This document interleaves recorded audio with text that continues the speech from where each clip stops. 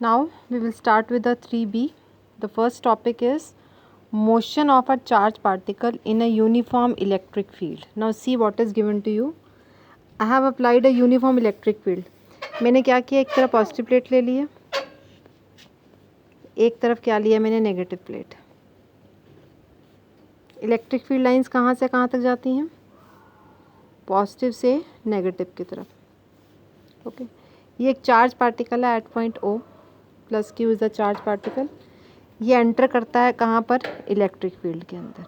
आपको पता है now what we have taken, consider a charge particle Q of mass M, velocity we.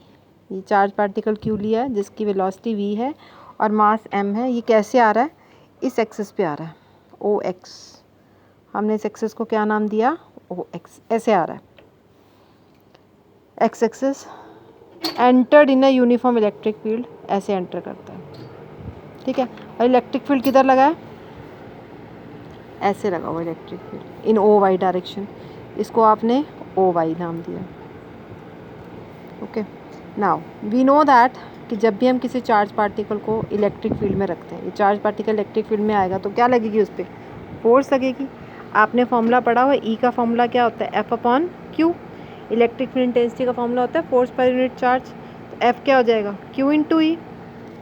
तो force कितनी लगी चार्ज पार्टिकल पर in electric field, F is equal to q into E.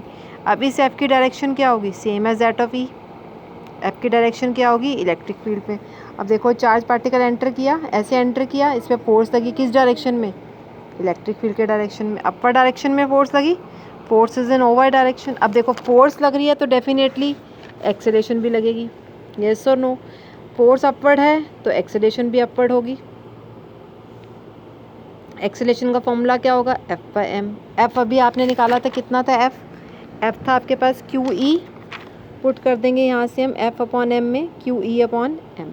अब देखो ये जो एक्सेलेरेशन या फिर फोर्स है वो किधर लग रही है, 90 डिग्री से लग रही है. याद रखना कोई भी बॉडी जब चलती है, बी वेलोसिटी से चार्ज पार्टिकल चल रहा था, उस पर अगर फोर्स 90 डिग्री से लगती है, अगर कोई भी पार्टिकल कांस्टेंट स्पीड के साथ आ रहा है, उस पर फोर्स 90 डिग्री से लगती है, इट विल ओनली फोर्स, ये क्या फोर्स करी है, जो फोर्स लगती है 90 डिग्री से, ये उसकी वेलोसिटी को चेंज नहीं करती. 90 डिग्री से लगने वाली फोर्स कभी भी वेलोसिटी को चेंज नहीं करती. तो क्या करती है फिर, it will only change the direction, it will only change the direction.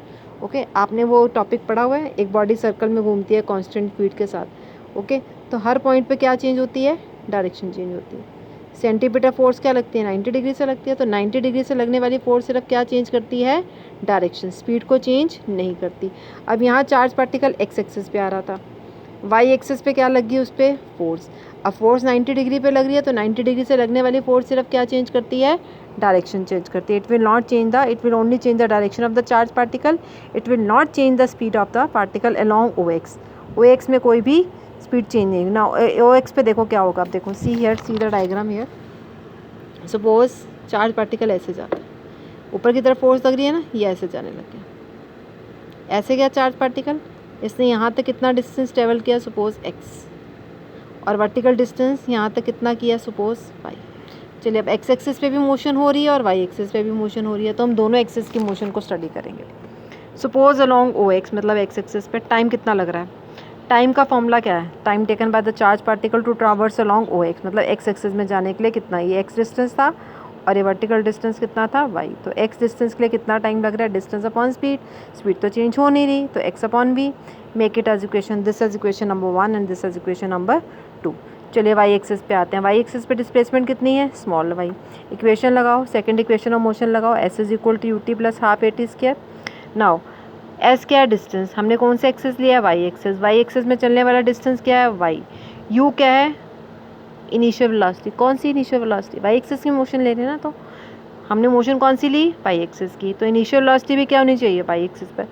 क्या इनिशियल वेलोसिटी थी वाई एक्सिस पे, नहीं थी, बिकॉज इनिशियली चार्ज पार्टिकल कैसे आ रहा था, अलोंग ओ एक्स. तो इनिशियली तो चार्ज पार्टिकल वाई एक्सिस पे था ही नहीं, वाई एक्सिस के अलॉन्ग उसकी कोई मोशन थी ही नहीं. तो इनिशियल वाई एक्सिस पे वेलोसिटी मीन्स यू वाई क्या थी, ज़ीरो. यू वाई क्या थी, ज़ीरो. चलिए 1/2 एक्सेलेरेशन, ये जो एक्सेलेरेशन थी इसकी डायरेक्शन क्या थी, अपवर्ड थी ना, इसकी फोर्स की डायरेक्शन एक्सेलेरेशन क्या थी, लॉन्ग ओ वाई, डायरेक्शन क्या थी ए की अपवर्ड, तो ए वाई क्या होगा, ये वैल्यू हमने पुट की from 1 Q E by M, Q E by M. तो टी क्या आ जाएगा आपके पास, टाइम कितना लगा यहाँ तक पहुँचने में, यहाँ से पुट कर दो टी की वैल्यू को एक्स बाय वी का whole square. When you solve this ये 0 हो गया, ये क्या बचा आपके पास 1/2 Q E by M, whole square खुल जाएगा X square by V square. Now this all is constant, ये सब कांस्टेंट है।